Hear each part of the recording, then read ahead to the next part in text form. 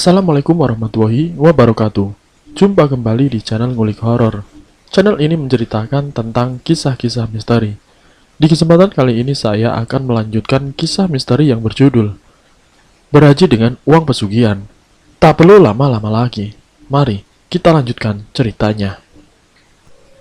Hari ini ibu mertua masih ingin menemani Mas Fajar di rumah sakit, sementara aku dimintanya untuk pulang saja. Besoknya pagi-pagi sekali aku sudah memasak. Rencananya ingin mengantarkan sarapan ke rumah sakit. Kemarin ibu mertua sempat mengeluh makanan di sekitar rumah sakit kurang begitu enak. "Mau Wawan antar, Bu?"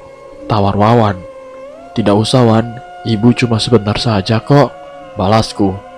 "Terus ibu mau naik apa?" tanya Wawan.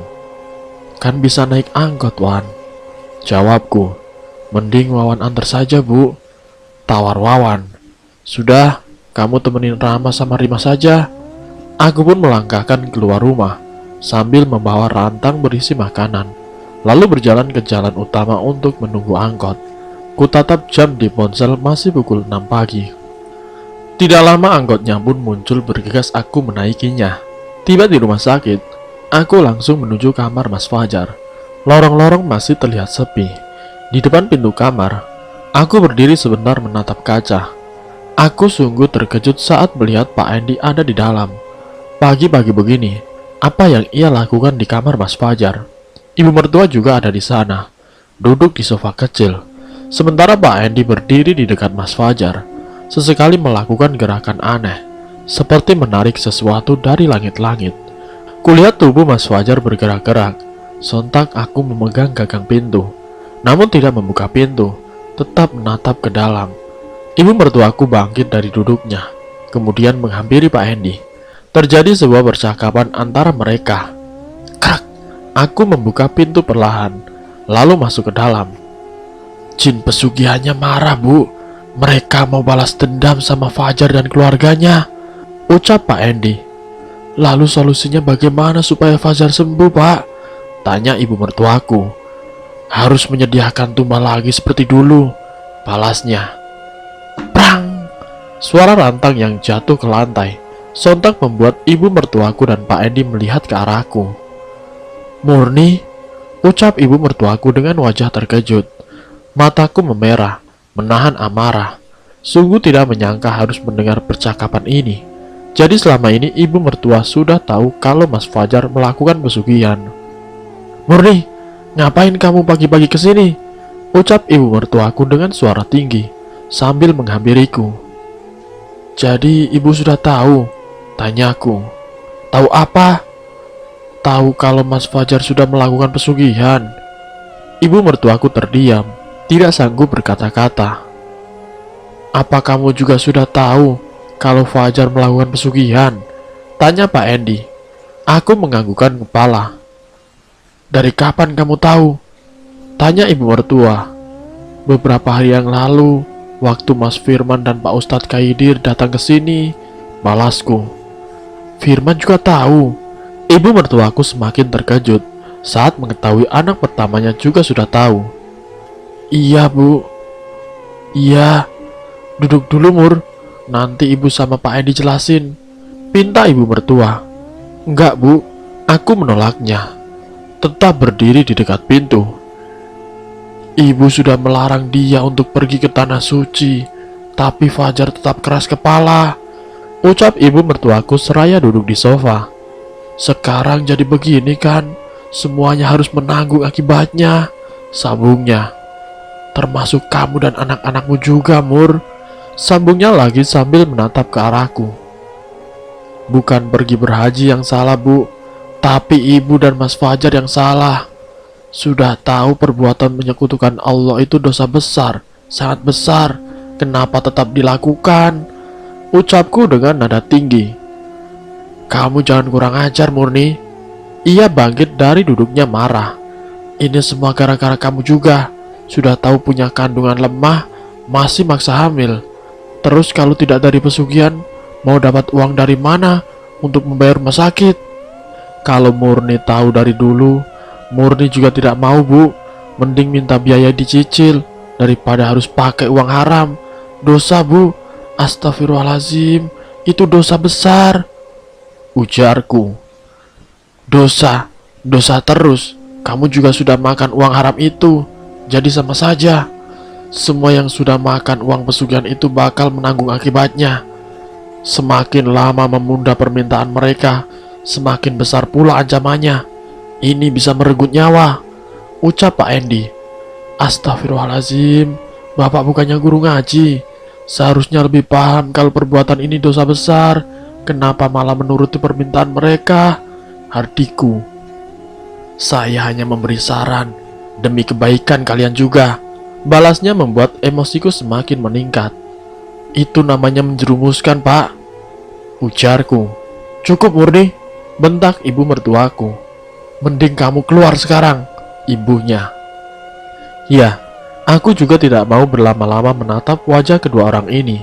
Kedua orang yang tega menjerumuskan Mas Fajar ke dalam lembah hitam. Aku menatap wajah keduanya dengan sinis, lalu keluar dari kamar dan pulang. Tidak terasa air mata mengalir. Sakit rasanya dikhianati oleh keluargaku sendiri. Ibu mertuaku yang sudah kuanggap sebagai ibu sendiri, tega sekali melakukan hal ini.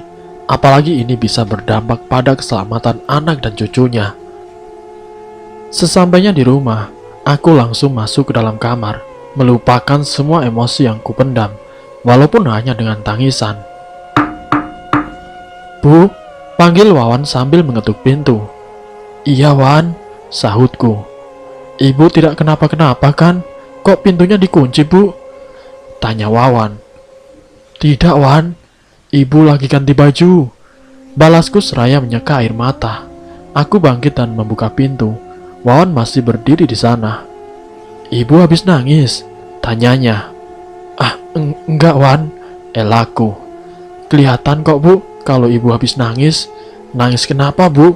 Bapak tidak apa-apa kan? Tanya Wawan. Alhamdulillah, bapakmu tidak apa-apa kok nak. Cuman memang belum sadar saja, jawabku. Ibu kangen bapak? Tanya Wawan. Aku terpaksa mengangguk pelan. Semuanya kangen bapak. Yang penting ibu harus kuat. Biar Wawan, Rahman, dan Rima juga kuat. Ucapnya membesarkan hatiku. Iya Wan. Aku menghampiri Rama dan Rima yang sedang duduk menonton televisi, lalu memintanya untuk segera mandi. Sekitar pukul 8:30, aku mengantar mereka ke sekolah. Setelah itu pergi ke toko. Bu, tadi ada Pak RT kesini bu, ucap Hesti tibanya aku di toko. Loh, ada apa ya? Tanyaku. Cuma mau nanya, Bapak sudah siuman atau belum? Jawab Hesti. Oh, nanti ibu telepon Pak RT, ujarku. Memang bapak belum siuman bu? Tanya Hesti. Belum Hes, bantu doain saja ya, biar cepat siuman, ujarku. Iya bu, semoga saja bapak cepat sadar, balas Hesti.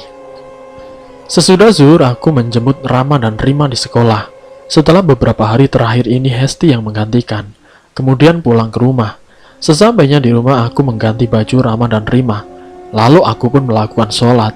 Setelah itu mengajak mereka ke toko. Gimana sekolahnya tadi? Tanya Hesti yang sedang berdiri di depan toko. Seru mbak, sahut Rima. Main sama Mbak Hesti dulu sana. Perintahku seraya masuk ke dalam toko dan duduk di tempat biasa. Dari kursi di dekat etalase, aku bisa melihat Rama dan Rima sedang bermain di depan toko. Hesti bertindak sebagai pengawasnya. Entah mengapa, tiba-tiba mataku berembun. Bulir-bulir bening pun jatuh di sudut mata. Menangis memikirkan nasib kedua buah hatiku itu. Bagaimana jika jin pesugihan itu mengincar mereka? Anak-anak polos yang tidak tahu apa-apa. Ibu, panggil Rima seraya menghampiriku. Buru-buru kuseka air mata dengan tisu. Ya, balasku tersenyum. Jangan bilang Rama kalau aku di sini ya bu, pintanya. Kenapa emangnya sayang? Rama sama Rima lagi main petak umpet. Aku melihat ke depan toko. Ternyata Rima sedang menutup matanya sambil menghadap pohon. Tenang, ibu tidak akan bilang ke Rima. Rama pun berlari ke dalam.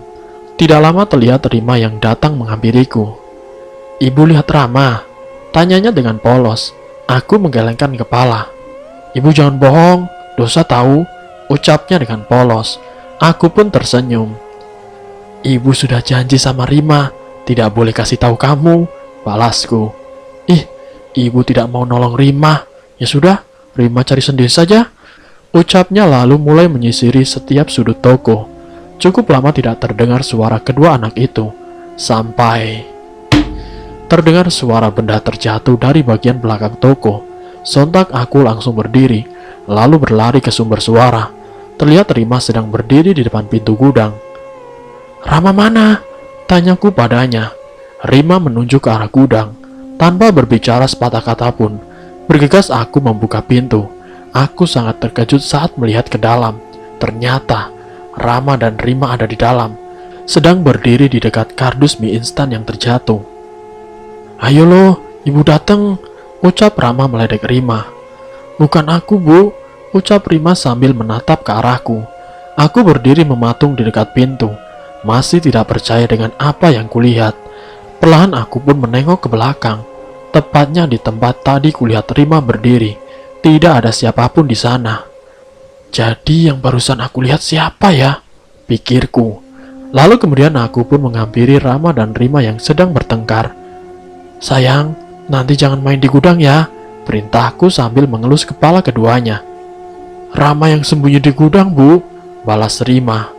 Pokoknya jangan main di gudang ya, bahaya, banyak barang-barang, ucapku sambil menatap wajah Rama. Iya, Bu, habisnya tadi pintunya kebuka, jadi Rama ngumpet di sini saja, balasnya. Ya sudah, sana main di luar saja. Lalu kemudian Rama dan Rima pun berlari keluar. Sementara aku merapikan barang-barang yang terjatuh di lantai, kemudian berjalan keluar gudang. Angin dingin terasa di belakang leher, hingga membuat bulu kuduku meremang. Bergegas aku keluar gudang, lalu mengunci pintunya. Hes, aku memanggil Hesti. Iya, Bu, balasnya. Tadi siapa yang buka pintu gudang, Hes? Tanyaku. Hah, bukannya dikunci, Bu, jawab Hesti. Kata Rama tadi pintunya kebuka, Hes. Tanyaku. Hesti kunci kok, Bu, terus kuncinya digantung di luar, jawab Hesti. Hesti memang tidak berbohong. Jelas sekali tadi kulihat kuncinya memang tergantung di luar. Apa mungkin Rama yang berbohong? Atau ini ulah sosok yang menyerupai Rima tadi? Iya sih, tadi ibu juga melihat kuncinya gantung, balasku. Tuh kan, memangnya ada apa, Bu? Tanya Hesti. Tadi anak-anak hampir ketimpa kardus mie, balasku. Ya ampun, untung saja tidak kenapa-kenapa, ujar Hesti khawatir. Iya, Hes, alhamdulillah, jawabku. Tidak lama terdengar azan asar berkumandang. Aku sudah bersiap-siap untuk menutup toko. Hesti pulang dulu ya, Bu. Hesti pun pamit. Iya, Hes. Jaka menutup rolling door, lalu menggemboknya. Ia pun pamit sambil menyerahkan kunci gembok padaku. Ayo sayang, aku mengajak Rama dan Rima untuk pulang.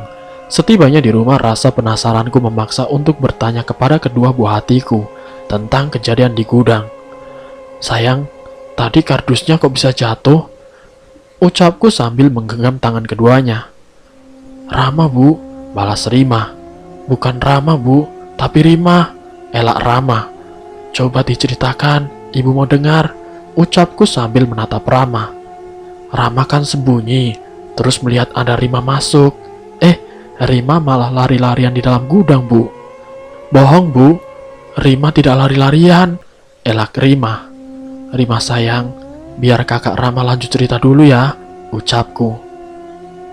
Rama melihat Rima ngilang, Bu. Rama mencoba mencarinya. Rima ada di atas rak, terus mendorong kardusnya sampai jatuh, hampir kena Rama. Rama lanjut bercerita. Bohong, Bu, Rima mulai menangis. Rama bingung, Bu, kan tadinya Rima ada di atas rak, tapi Rama melihat Rima baru masuk gudang, ucap Rama. Loh, yang di atas rak kemana? Rama juga tidak tahu, Bu. Tapi Rima tidak menjatuhkan kardus, Bu, rengek Rima. Sayang, ibu percaya itu bukan kamu, ucapku seraya memeluk Rima. Tapi itu beneran Rima, Bu, ucap Rama. Sudah sayang, sekarang baikan, ucapku pada Rama. Bukan aku, Bu. Rima terus berusaha meyakinkanku. Aku sangat yakin kalau itu bukan ulah Rima. Tidak mungkin anak berusia 4 tahun bisa naik ke rak yang cukup tinggi.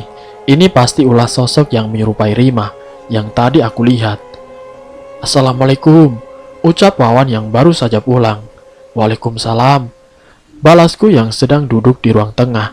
Wawan mencium punggung tanganku, lalu masuk ke kamarnya. Tidak lama ia keluar dan duduk di sampingku. Bu, ucapnya. Iya Wan, balasku. Sini Bu. Ia pun berdiri. Ada apa Wan? Tanyaku bingung. Sini dulu. Ia berjalan ke pintu depan. Ada apa sih Wan? Aku pun berdiri ikut keluar rumah. Lihat ini Bu. Wawan menunjukkan bagian depan mobil yang penyok. Kenapa itu Wan? Tanyaku. Ibu tidak marah kan? Kata Wawan. Tidak, tapi jelasin dulu kenapa. Tanyaku penasaran. Tadi pas pulang kuliah, Wawan hampir kecelakaan, Bu. Balasnya. Kecelakaan di mana, Wan? Tanyaku khawatir. Wawan duduk di kursi teras. Ibu tahu kan hutan jati di belakang kampus? Iya, Ibu tahu, Wan. Nah, tadi Wawan pulang lewat sana. Loh, ngapain kamu lewat sana, Wan? Bukannya malah lebih jauh? Ujarku. Iya sih. Cuman di depan kampus lagi macet, ada wisuda, jadi terpaksa lewat belakang. Oh, lah terus kamu kecelakaan di mana, Nak? Wawan kecelakaan di hutan jati itu, Bu, balasnya. Waktu Wawan lewat sana, jalanan agak sepi. Gak tahu, Wawan kurang konsentrasi atau salah lihat ya, Bu. Tiba-tiba ada orang nyebrang, Wawan kaget, refleks banting setir ke kiri, dan akhirnya nabrak pohon, Bu. Sambungnya. Tapi orang yang nyebrang tidak kenapa-kenapa kan Wan? Tanyaku khawatir. Tidak tahu Bu. Pas Wawan turun dari mobil, orangnya sudah tidak ada. Jawab Wawan. Dua kejadian dengan waktu berdekatan. Dua-duanya hampir mencelakai kedua anakku. Ya Allah, lindungi kami dari siasat jahat jin kafir ini ya Allah. Ujarku dalam hati. Besok kamu bawa ke bengkel dekat toko saja ya Wan. Biasanya bapak servis di sana. Perintahku. Iya Bu. Ketika kami sedang asik mengobrol, tiba-tiba tar! Terdengar suara pecahan kaca dari dalam rumah. Sontak aku dan Wawan saling bertatapan. Ah, Ibu! Teriak Rama lalu menangis. Rima Bu! Ucap Wawan seraya bangkit dari duduknya, diikuti aku. Kemudian kami berlari ke dalam rumah. Astagfirullahaladzim, Rima! Teriakku. Aku menghampiri Rima yang sedang menangis di samping lemari kaca. Tangannya mengeluarkan darah, akibat terkena pecahan kaca. Bergegas aku mengambil lap yang tergeletak di atas meja, lalu menutup lukanya agar tidak terus mengeluarkan darah. Wan, nyalain mobil Wan! Perintahku. Wawan berlari ke dalam kamarnya, mengambil kunci mobil. Aku mengangkat tubuh Rima. Rama, kamu tidak kenapa-kenapa kan? Tanyaku pada Rama yang dari tadi hanya diam di dekat tembok. Wajahnya tampak shock. Rama! Tanyaku lagi. Tidak menjawab. Ia malah menangis. Sudah, jangan menangis. Ayo ikut sama ibu. Perintahku. Rama bangkit lalu ikut bersamaku keluar rumah. Rima pun masih terus menangis. Ayo Wan! Teriakku. Wawan pun keluar, lalu berlari ke mobil. Tidak lama kami pun pergi ke klinik terdekat. Tiba di klinik, Rima langsung ditangani oleh dokter dan perawat. Tahan ya sayang, ucap dokter seraya membersihkan luka Rima. Tidak perlu dijahit kan dok? Tanyaku. Lukanya tidak dalam Bu, balasnya. Alhamdulillah. Setelah dibersihkan dan diperban, kami pun pulang ke rumah. Sesekali Rima masih meringis kesakitan. Rama, kenapa Rima bisa begitu? Tanya Wawan. Shh, aku memintanya untuk diam. Rasanya kurang tepat menanyai Rama tentang kejadian tadi. Rama mendorong aku Bu, ucap Rima dengan pelan. Tuh kan Bu, pantesan dari tadi diam saja dia, sahut Wawan. Sudah, mungkin Rama tidak sengaja, ucapku. Bukan aku Bu. Rama mulai menangis. Terus siapa? Masa setan? Wawan terlihat kesal. Ibu percaya sama Rama kan? Tanya Rama. Ibu percaya kok nak. Bagaimanapun aku harus percaya dengan ucapan anakku. Tidak mungkin ia mencelakai adiknya sendiri. Setibanya di rumah, aku langsung membersihkan pecahan kaca dan noda darah di lantai. Kriet! Pintu depan terbuka. Spontan aku menoleh ke sana. Ternyata ibu mertuaku yang datang. Mana Rima? Tanya ibu mertuaku. Di kamar, Bu. Balasku sambil membersihkan lantai. Dengan terburu-buru ia masuk ke dalam kamar Rama dan Rima. Bagaimana ibu mertuaku tahu tentang Rima? Wawan keluar kamar. Kamu yang ngasih tahu nenek ya, Wan? Tanya aku. Iya, Bu. Balasnya. Lain kali tanya ibu dulu ya, Wan. Ujarku. Memangnya kenapa, Bu? Kan nenek juga berhak tahu. Ujar Wawan. Iya, kasihan nenek kamu. Nanti kecapean. Sudah jagain bapak di rumah sakit. Sekarang harus ke sini karena mendengar Rima kecelakaan. Jelasku. Ibu tidak capek, Murni, sahut ibu mertuaku. Ibu juga khawatir kalau terjadi sesuatu kepada cucu ibu, tambahnya. Iya, Bu. Mending kamu ambilin minum buat ibu sama Pak Endi. Pak Endi? Tanyaku terkejut. Iya, Pak Endi lagi duduk di teras. Aku beristighfar dalam hati, berusaha menahan emosi agar tidak ada keributan di rumah. Kemudian pergi ke dapur. Kembali dari dapur, kulihat Pak Endi sudah duduk di kursi ruang tengah. Kuletakkan gelas berisi air teh hangat di atas meja, tanpa sedikit pun menyapanya. Wan, kamu masuk ke kamar dulu, perintahku. Wawan mau di sini, Bu, balasnya. Ibu bilang masuk ke kamar dulu. Aku meninggikan suara. Hei Murni, jangan marahin Wawan, sahut ibu mertuaku. Wawan tampak kesal. Ia masuk ke dalam kamar dengan membanting pintu. Astagfirullah, ucapku dalam hati. Aku menarik nafas panjang. Itu ulah mereka, ucap Pak Endi. Saya mohon, jangan bahas masalah itu di sini, Pak, sahutku. Kalian harus cepat-cepat cari tumbalnya sebelum gangguannya semakin parah, ucapnya. Saya mohon sekali lagi, Pak, jangan bahas itu di sini, atau silakan Bapak keluar. Jawabku menentang. Jangan kurang ajar kamu, Murni, bentak ibu mertuaku. Aku beranjak menuju kamar.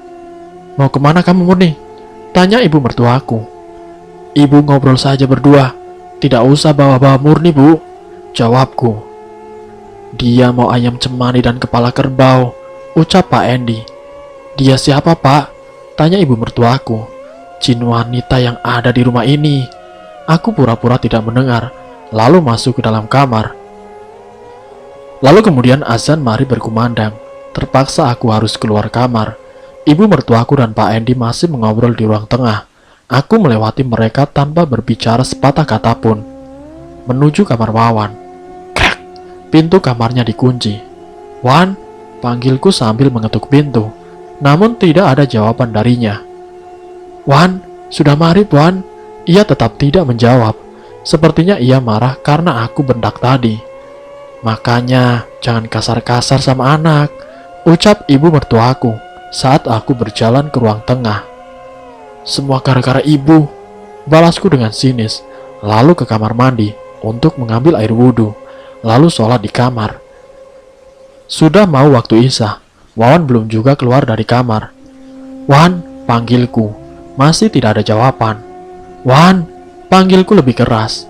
Kret, pintu terbuka. Wawan berdiri di dekat pintu, menatapku dengan tajam. Matanya pun memerah. Wan, belum sholat maghrib, tanyaku. Berisik, jawab Wawan sambil mendorong tubuhku hingga aku terjatuh. Astagfirullahaladzim, teriakku. Ada apa, Mur? Tanya ibu mertua sembari menghampiriku. Wan, tanyanya. Namun Wawan diam saja, terus melotot ke arahku. Itu bukan Wawan, ucap Pak Endi. Aku mulai membaca ayat kursi. Diam! Wawan berteriak marah. Getakannya tidak membuatku berhenti merapal ayat kursi. Diam! Wawan meraih vas bunga. Astagfirullahaladzim, Wan, sadar Wan, ini ibu, teriakku saat Wawan hendak memukulku dengan vas bunga. Mati kau! Wawan mengayunkan tangannya. Prak! Aku berhasil menahan vas bunga itu dengan tangan. Rasa perih mulai kurasakan, diikuti dengan darah yang menembus pakaian. Wawan tertawa dengan kencang, sambil memegang sebagian vas bunga, hingga membuat Rama dan Rimah keluar dari kamarnya. "Ibu!" teriak Rimah. "Kakak, jangan!" teriak Rama. "Jangan kesini sayang." Perintahku meminta keduanya untuk menjauh. Lalu kemudian Pak Endi mendekati Wawan. Seketika itu Wawan melirik padanya. "Mana janjimu?" ucapnya. "Nanti saya akan berikan," balasnya. "Sekarang kamu jangan ganggu dia," sambungnya. "Ingat, jika terlambat akan kuhabisi keluarga ini," ancam Wawan. "Iya, saya ingat. Sebaiknya kamu keluar." Wawan terlihat goyah. Tidak lama ia pun roboh. Beruntung, ibu mertuaku dan Pak Endi berhasil menahannya. "Wan," ucap ibu mertuaku sambil menepuk pipi Wawan. Wawan pun membuka matanya. Alhamdulillah. Aku pun bangkit kemudian mengambil sapu untuk membersihkan pecahan kaca. "Bu, ibu tangannya kenapa, Bu?" tanya Wawan. "Oh, tadi kena pecahan vas bunga, Wan," balasku. "Kakak yang sudah mukul ibu," ucap Rama.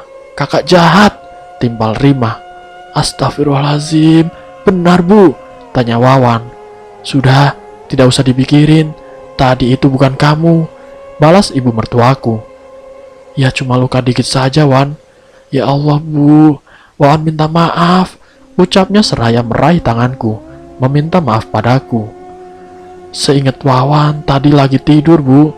Terus seperti mimpi ketiban perempuan. Mukanya seram sekali, Bu. Habis itu Wawan tidak ingat apa-apa lagi, Bu," jelasnya. "Sudah, sekarang Wawan duduk saja dulu. Nanti ibu ambilin teh hangat," tawarku. "Tidak usah, Bu. Sekarang ibu diobatin lukanya dulu." Wawan mengambil sapu dari genggamanku. "Biar Wawan yang bersihin, Bu," sambungnya. Aku pun kemudian pergi ke kamar, membersihkan dan mengobati lukaku. Hanya sebuah goresan kecil saja. "Jangan deket-deket, Kak," ucap Rama saat ku keluar kamar. "Loh, kenapa sayang? Kok kepada kakaknya begitu?" tanyaku. "Habisnya kakak jahat. Kakak mukul ibu." "Tadi kakak tidak sengaja, Nak. Ibu juga tidak kenapa-kenapa kok." Aku berusaha memberi pengertian. "Pokoknya kakak jahat, seperti perempuan yang mendorong Rimah." Rama berlari masuk ke kamarnya, kemudian menutup pintu. Aku dan Wawan saling berpandangan. Tentunya masih memikirkan hal yang sama. Siapa perempuan yang dimaksud Rama? "Apa itu perempuan yang sama, Bu?" tanya Wawan. "Tidak tahu, Wan," balasku.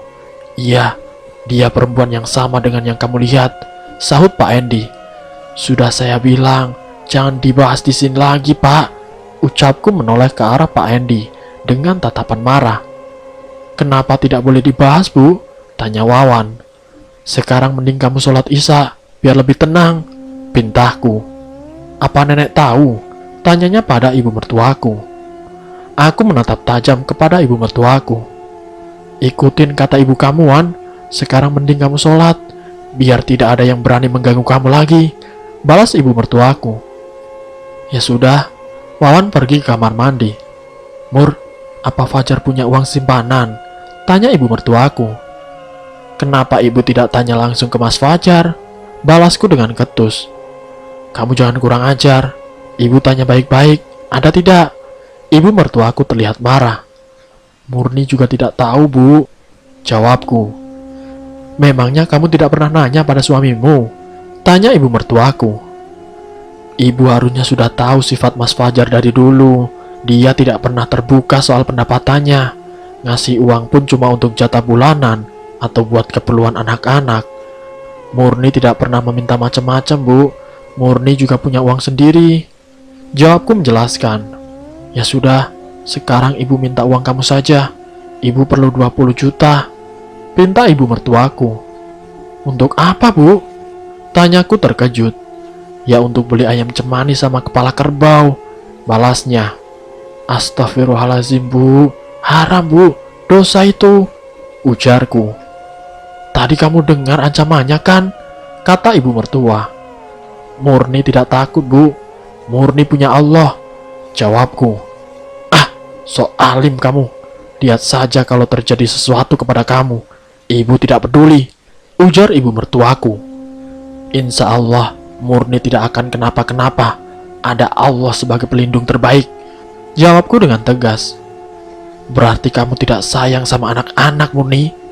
Kata ibu mertuaku. Demi Allah, Murni sayang sama anak-anak, Bu. Murni cuma tidak mau uangnya dipakai untuk perbuatan menyekutukan Allah. Jelasku. Ah, percuma ngomong sama kamu. Sekarang kamu hadapi saja sendiri. Ibu tidak mau ikut campur. Murni akan hadapi mereka dengan cara Murni sendiri, Bu. Ucapku membuat ibu mertuaku memalingkan muka, kemudian pergi keluar rumah. Loh, nenek kemana, Bu? Tanya Wawan yang baru kembali dari kamar mandi. Sudah pulang, Nak, balasku. Tidak nunggu Wawan sholat dulu gitu, kan bisa diantar, ujar Wawan. Sepertinya tadi nenek buru-buru pulang, jawabku. Wawan masuk ke dalam kamar, sementara aku mengunci pintu depan. Malam ini aku mengajak Wawan untuk mengaji di ruang tengah. Setelah itu membacakan doa-doa ruqyah, agar rumah ini terasa nyaman, serta terhindar dari gangguan. Ini badan merinding terus ya, Bu, ucap Wawan. Kamu lanjutin saja baca doa ruqyahnya, Wan. Lama-lama juga hilang, perintahku. Kami pun terus mengulang-ulang doa-doa ruqyah hingga beberapa kali. Gimana, Wan? Masih merinding? Tanyaku. Sudah tidak, Bu. Kutatap jam dinding, sudah pukul 10 malam. Sekarang mending kamu tidur, Wan. Jangan lupa baca doa, ucapku. Memang ibu mau kemana, Bu? Tanyanya. Ibu juga mau tidur, ngantuk. Oh. Lalu kemudian kami pun masuk ke dalam kamar. Di malam berikutnya aku dan Wawan melakukan hal yang sama.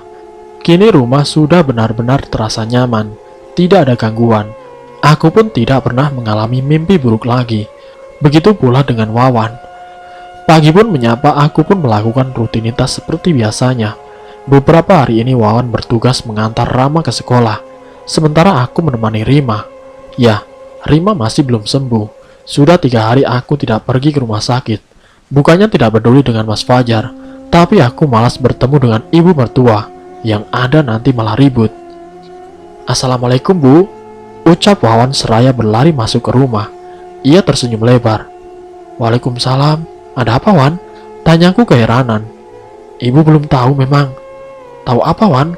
Loh, nenek belum nelpon ibu. Tidak ada telepon dari tadi, Wan. Memang ada apa sih, Wan? Aku semakin penasaran. Bapak sudah siuman, Bu. Kamu serius, Wan? Iya, nenek yang bilang tadi pas Wawan mengantar Rama, Bu. Alhamdulillah. Ayo, ibu siap-siap. Sekarang kita ke rumah sakit, ajak Wawan. Jangan sekarang, Wan. Loh, kenapa, Bu? Wawan kan sudah kangen sama Bapak, tanya Wawan. Iya, Wan. Nanti habis zuhur saja ya. Sekalian jemput Rama. Soalnya Rima juga baru tidur, balasku. Oh, ya sudah, Bu. Wawan juga tidak ada kuliah hari ini. Setelah zuhur, aku, Wawan, dan Rima pergi menjemput Rama di sekolah. Kemudian pergi ke rumah sakit. Kok aneh ya, nenek tidak nelpon ibu? Tanya Wawan sambil memegang kemudi. Mungkin lupa, Wan, balasku. Masa bisa lupa? Sudah, yang penting nenek masih ingat sama kamu, ujarku. Mobil tiba di rumah sakit. Wawan langsung mencari tempat parkir. Setelah itu kami berjalan masuk ke dalam rumah sakit. Wawan terlihat semangat, berjalan sendirian di depan. Ayo, Bu. Wawan meminta aku berjalan lebih cepat. Sampai di depan kamar Mas Fajar, kami pun langsung masuk ke dalam. Ternyata di dalam sudah ada ibu dan bapak mertuaku, serta Pak Endi. Aku menatap Mas Fajar yang masih berbaring di atas berangkar. Mata kami pun saling beradu. Kenapa berdiri di sana, Mur? Tanya Mas Fajar saat melihatku hanya berdiri di dekat pintu. Iya, Bu, sini. Masa tidak kangen sama Bapak? Ucap Wawan. Aku selalu merindukan Mas Fajar, terlepas dari perbuatan buruknya. Di dalam sujudku selalu kuselipkan doa untuk Mas Fajar, agar ia bisa segera siuman dan bertaubat. Kini Allah sudah mengabulkan doaku. Namun entah kenapa, kali ini terasa berat melangkah ke arahnya. Aku pun menghampiri Mas Fajar. Meskipun langkah kaki ini terasa berat, bagaimanapun ini semua demi anak-anakku, agar mereka tidak curiga ada sesuatu yang terjadi. Nah, gitu dong, jangan malu-malu Bu, ucap Wawan. Mas, sapaku dengan senyum mengembang. Ada apa, Mur? Mas Fajar sepertinya curiga dengan sikapku. Tidak apa-apa, Mas, balasku seraya duduk di sofa. Bapak keluar dulu, Jar. Bapak dan ibu mertua serta Pak Endi pergi keluar kamar. Dari sofa aku terus memandangi anak-anakku yang terlihat senang. Sesekali kuperhatikan Mas Fajar mencuri-curi pandang kepada aku. Bapak sudah boleh pulang sekarang? Tanya Wawan. Belum, Wan. Tadi dokter sudah kesini. Paling cepat lusa baru boleh pulang, balas Mas Fajar. Kriat, pintu terbuka. Dan bersambung. Siapakah yang membuka pintu ini? Siapa tamu yang datang menjenguk Fajar? Nanti saya akan lanjutkan ke bagian yang berikutnya. Ada kejadian apa lagi yang dialami oleh keluarga ini? Sampai jumpa di part yang selanjutnya. Terima kasih untuk kalian yang sudah mampir di channel kami. Jika kalian tertarik dengan video kami, silakan tekan tombol like, share, dan komen. Tekan subscribe untuk mengikuti video-video kami yang selanjutnya. Wassalamualaikum warahmatullahi wabarakatuh. Selamat datang di channel Ngulik Horor.